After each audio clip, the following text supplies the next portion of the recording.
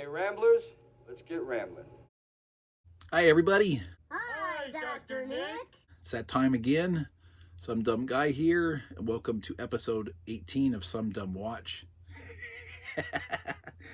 Little sugar tail just cruises around. Just reminds me of like Jaws.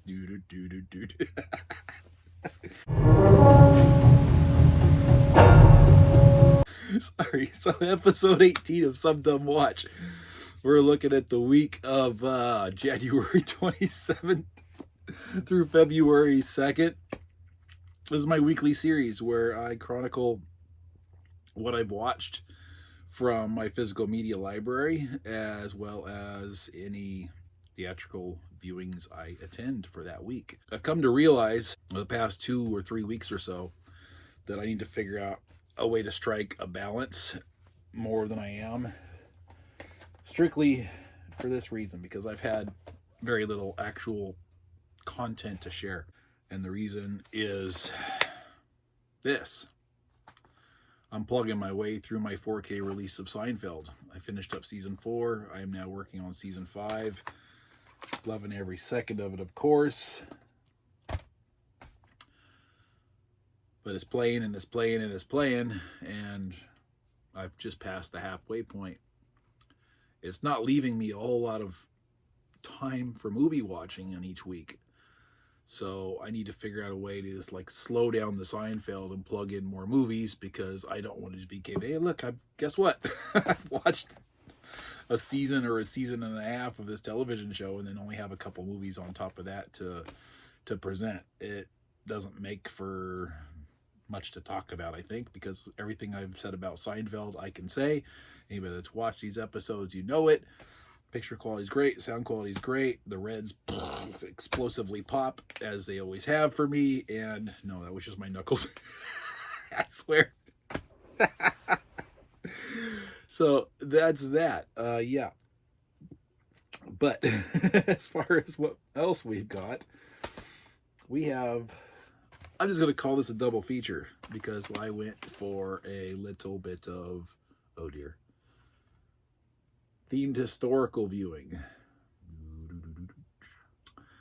We have Joan of Arc with Ingrid Bergman, and we have The Messenger with Mila Jovovich.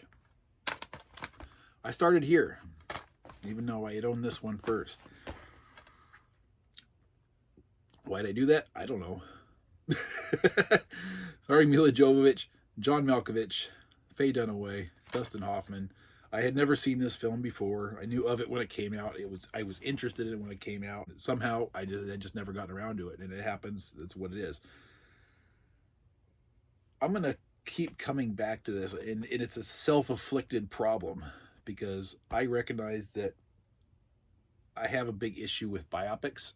That issue being that there's a lot of dramatization of real life in the films, so you never know the reality from the fiction. That bothers me. But it's often the case for me that I find that the narratives for these biopics are choppy. Guess what? Choppy. It along a person's life, and that bothers me. Performances were pretty damn good as far as that goes overall. A little bit. This one here, we go back to, I believe this was 1999, and it has a lengthy runtime of 158 minutes. So, long movie. This one here, this is the alternate cover, by the way. It came with this cover, which is fine, but when I saw this one, I liked it better, and I flipped it. This Joan of Arc, starring Ingrid Bergman, from 1948, it's 146 minutes, so not a whole lot of runtime difference here. We're talking a 12-minute difference. This one also stars nobody else name-wise I would know. However, this actor here, as I was watching it, plays Charles, who becomes Charles the Sixth, I believe, King of France. He looked very familiar to me, and it jumped out. I'm like, hey, I know this guy. This was the Emperor from 1984's Dune. So I look it up, and sure enough, same guy from 1948 jumping to 1984. That's interesting. But this was his first film role, so he goes from King of France to Emperor of the known universe. Good career move until he fucked it up. This one here, likewise, as choppy as this one. Weighing the difference between the two, obviously the cinematography on this one, the costumes, the sets, and everything are going to be far superior. That just is kind of going to go with the territory of modern versus classic film. Picture quality on this one is considerably better. This one is boasted as being a brand new 2K restoration as of the time it came out. Most of the time was beautiful, vibrant, colorful, crystal clear. There were a bunch of random scenes that just had a real blurry effect. It almost reminded me of looking at a 3D image, like for watching a 3D movie without your 3D glasses on. It was odd. Performance-wise, I'm sorry, I'm going to give it to Mila Jovovich here. The interrogation/trial scenes that cap the ends of this story for Joan's final, I guess, months of existence. Those scenes better overall, far superior in the Ingrid Bergman version. You don't even get nearly as much of it in the Mila Jovovich film. This one introduced the possibility that she was loony. I don't necessarily know this is going to be a spoiler. If it is, I apologize to any been warned. If it's not, don't worry about it. Dustin Hoffman shows up at the very end of the film, which he does a good job in the role he plays, but you don't know exactly who he plays. It's just a manifestation of her visions that she's never seen before. It plays the idea that she could be God, or he could be God, he could be Satan, he could be a figment of her imagination. But he basically indulges her in an argument or debate that results in a lot of self-doubt. I'm not a spiritual or religious person. So a story like this, even the historical reality of it, doesn't carry a whole lot of weight with me with the religious aspects of things. I just find the story itself interesting and compelling. From a non-believer perspective, you have a story of a teenage girl who has been placed in a very prominent position of great historical significance based on claims, founded or unfounded. I mean, I'm agnostic by nature, which, for lack of better understanding, is just basically saying I'm ignorant. It goes with my name, right? I believe anything's possible. I believe nothing's possible. So I approach everything with an open mind. But not being a person of faith, I look at it from, okay, this woman won over certain people of power to be able to put in a position of great power and prominence herself to accomplish some significant things. And then by all accounts, from what I've read online and from these two movies that seem to agree, the people that she supported the most and had the most to gain from what she accomplished completely left her hanging and abandoned her to her fate at the hands of the English and the church, who then later said, oops, our bad. Which, yeah, a lot of good that does her, a lot of comfort, I'm sure, once they burned her and threw her body, her remains, into the river. I'm sure it was great comfort in her to know that hundreds of years later they would have been like, sorry about that, we made a mistake. There are other Joan of Arc films out there I'm looking into. There's the Lili Sobieski miniseries from around the same time as this Messenger film came out. I want to watch. I think I've come across a listing for one called Joan the Maid. I'm going to look into those too. I'm curious about the different renditions. Moving on. From my own personal 2-pack, I don't think I'd seen it since it was new in the theater, but I'd owned it for a good number of years, so I went for a rewatch. It is Django Unchained, and I have that paired up with Inglourious Basterds, a Blu-ray, 4K. But some of you have seen some of my my personal 2-packs that I make. Nothing special.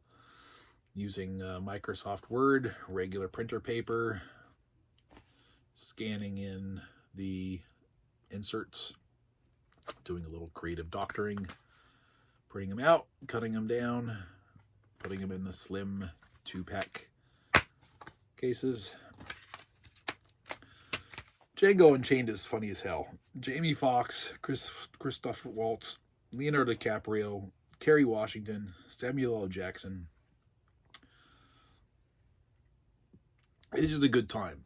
You know, this is, I wouldn't say it's one of, focus. I wouldn't say it's one of my favorite movies of Tarantino's, but I really enjoy it. I laugh my ass off. Christoph Waltz is absolutely brilliant in this film. I forgot, actually, just how good he is. Kitty. I can see why Tarantino brought him back for Inglourious Bastards. It's a shame that Tarantino doesn't make more movies, because I would like to see more of him under the direction of Tarantino. I love the story. Kerry Washington is absolutely gorgeous in this film. Samuel Jackson's character, just almost every single line is everything so inappropriate you can't talk, and just like everything is so quotable in this movie, and yet you can't, and you just can't, and you can't, so you move on. Next up, Frank Capra time, my weekly entry. This one is what year are we on now? We're still in 1931. Wow. Okay. This is a Blu-ray starring Barbara Stanwyck. This is The Miracle Woman. Nice quaint artwork here. Nobody else of recognizable note in this film. This is a film about a woman, a daughter of a preacher. This preacher, just prior to his death, which we never actually see him, is cast aside by his flock and basically fired and replaced with a younger preacher. Breaks his heart and he dies. His daughter, played by Barbara Stanwyck, is outraged by this and abandons the church and starts her own kind of evangelistical entity.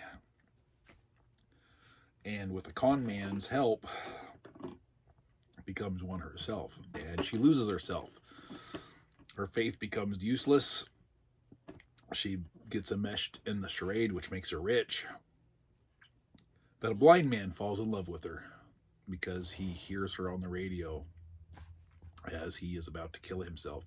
And her message saves his life, so he seeks her out. As she has redeemed him inadvertently,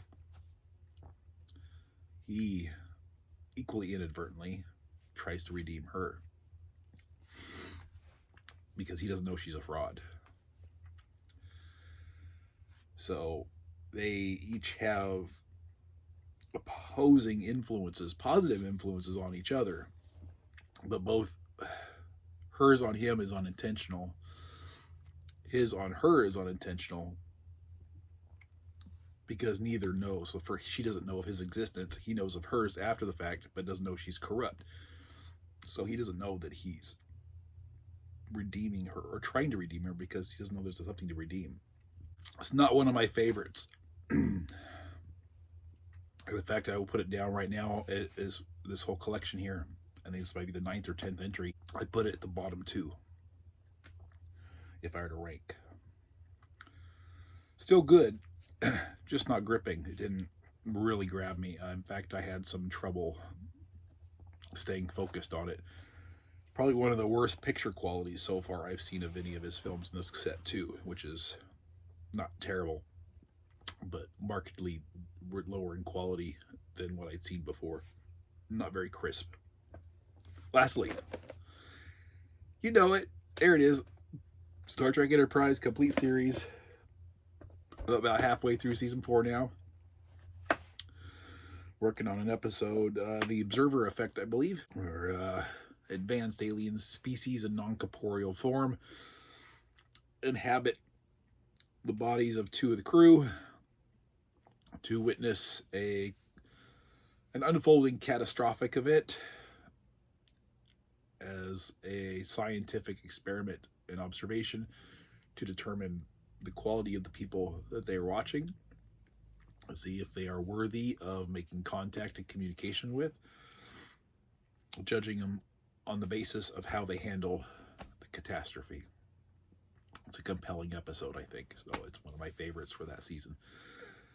But we're moving on. Yay, progress. Anyway, what'd you watch this week? Did you watch any of this? Have you seen any of this? Share, word box, fill with words, silence the crickets. We like that thing here. And in the meantime, I will see you in my next episode, in my next video, wherever you happen to be.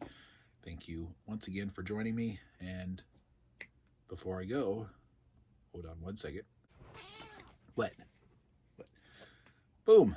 Forgot our weekly theatrical viewing. And I have an upset kitty. She wants attention. I watched Companion this past week. Yes, you didn't get to see Companion, Sugar. You had to stay home. I'm sorry. What? She's been very neglectful today. Anyway, Companion, I left a review on my channel. Might have watched it. Check it out for details. Had fun with it. It's an enjoyable film. Really cool, unique concept.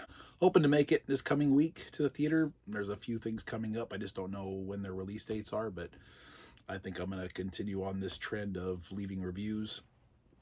I think it's good practice for me to do so.